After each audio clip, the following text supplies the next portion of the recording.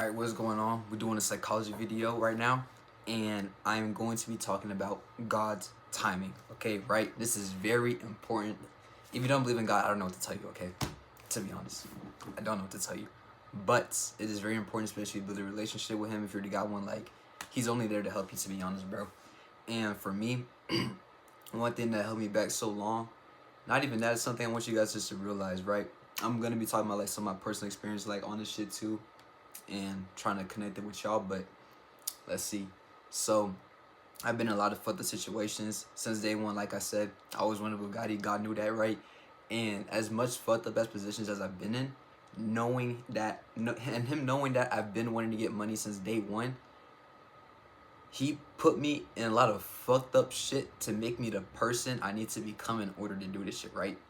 And that is an important perspective to have, especially throughout my trading career. When I thought I had this shit working, literally I could have sworn if anything was psychology, but still, like, God does it for a reason, bro. But yeah, when I thought I understood everything, I kept on trading, and when I thought literally I understood every single concept, but I kept losing, even though I had good psychology, market experience I'm missing, right?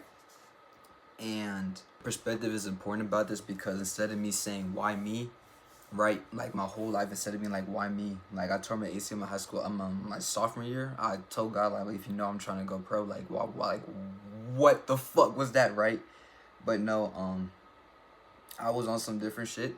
He got me right, I got my mindset right, and a year later I found day trading, right? It's like just all these small things, and though you gotta have all about perception, bro.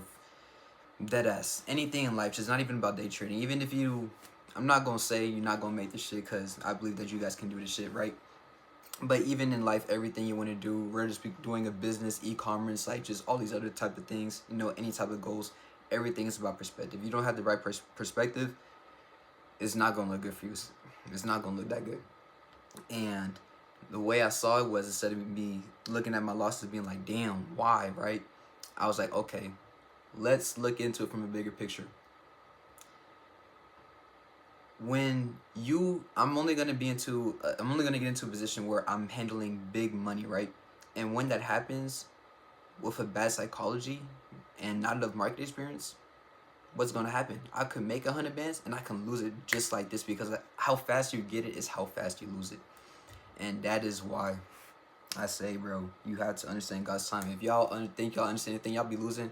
God's just trying to get it through your head that you cannot be treating this shit like it's a game.